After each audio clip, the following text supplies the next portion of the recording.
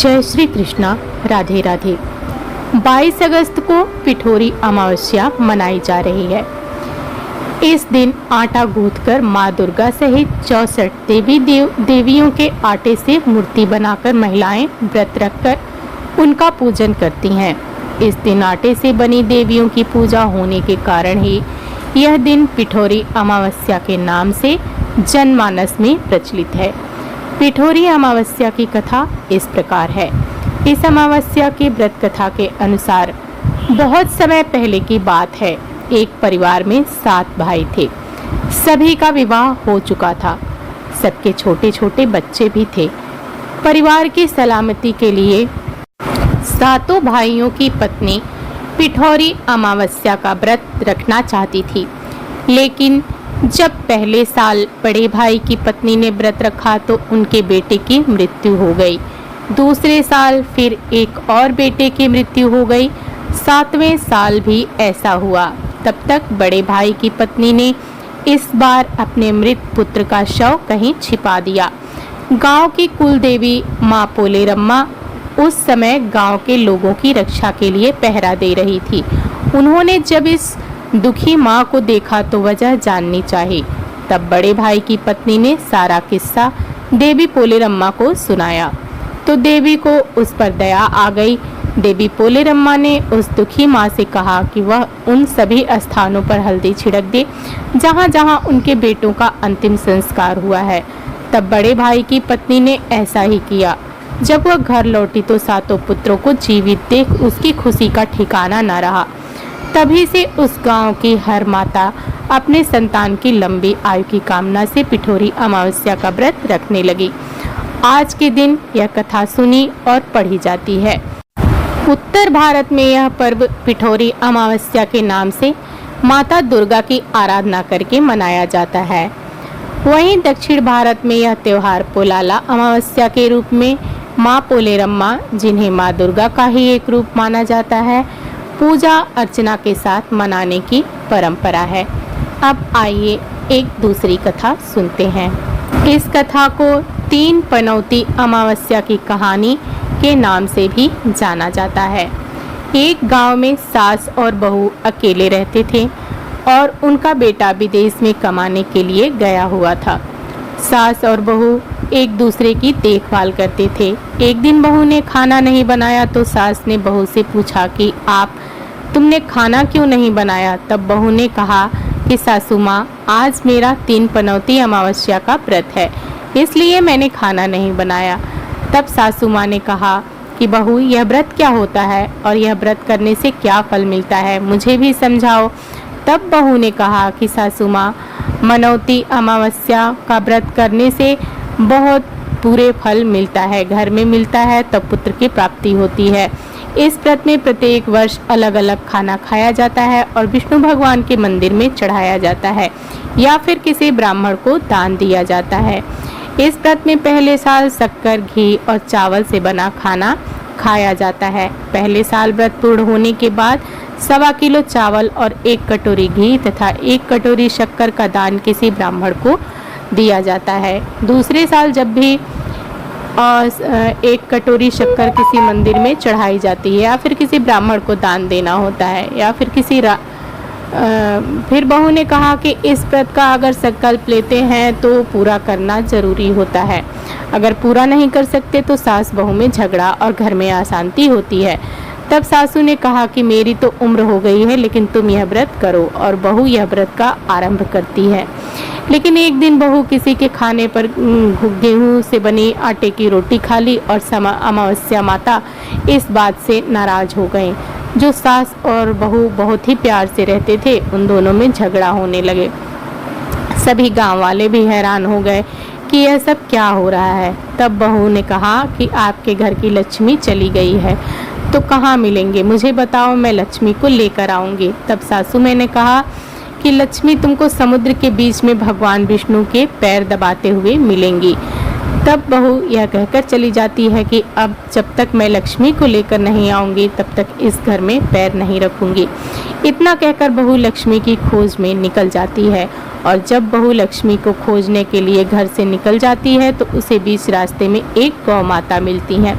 वह बहू से पूछती है कि आप कहाँ जा रही हो। तब बहू ने कहा कि हे गौ माता, मेरी सासू माँ मुझसे मेरे आने के लिए उनके घर में एक धन की कमी हो गई है और उनके घर की लक्ष्मी चली गई है, तो मैं लक्ष्मी को लेने जा रही हूँ। तब गौ माता ने कहा कि हे बेटी, अगर तुम जा ही रही हो तो भगवान से मेरे बछड़े के बारे में पूछ लेना।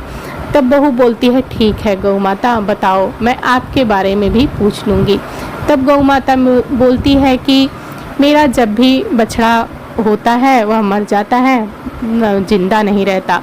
तुम भगवान से पूछ लेना कि मेरे साथ ऐसा क्यों होता है, मैंने ऐसा कौन सा कर्म किया है। तब बहू बोली, हे गौ माता, आपके बारे में मैं ज़रूर पूछ लूँगी। यह कहकर बहू आगे बढ़ती है। तब आगे जाते ही बहू को एक घोड़ी मिलती है जिसके गले में घंटी बंधी हुई होती है। घोड़ी ने भी कहा कि बेटी, तुम मेरे दुख का निवारण भी भगवान से पूछ लेना। तब बहू ने कहा जरूर पूछ लूँगी। यह कहकर बहू आगे बढ़ती है। आगे जाते ही बहू को एक अंधा और एक बड़ा बुजुर्ग मिलता है। वह भी अपनी बहू से समस्या भगवान से पूछने के लिए कहता है।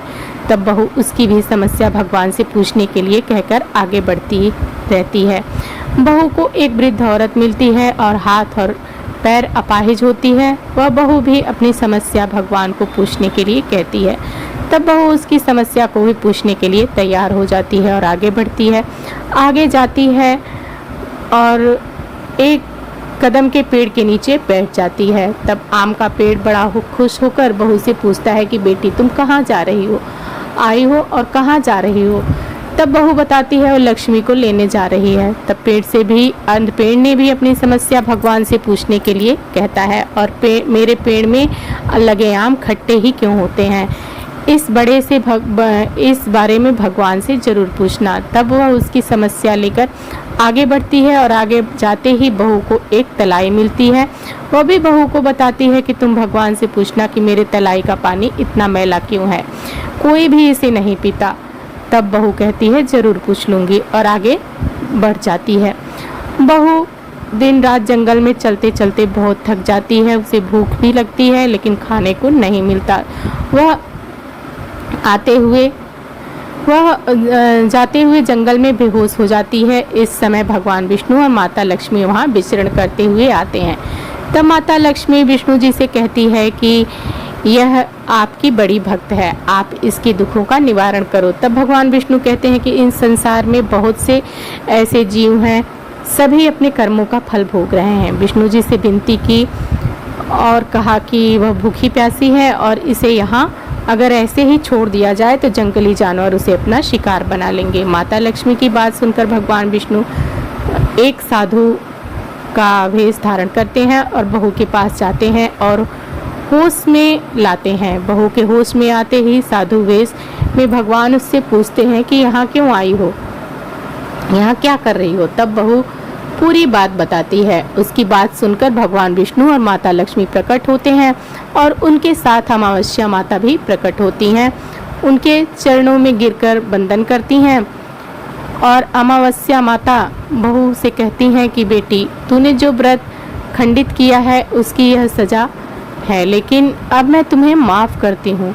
तुम घर में जाकर जो तुम्हारा अन्य धन संपन्न होगा, तुम्हारा घर बहुत सुंदर महल में बदल जाएगा और तुम्हारी सभी मनोकामनाएं पूर्ण होगी।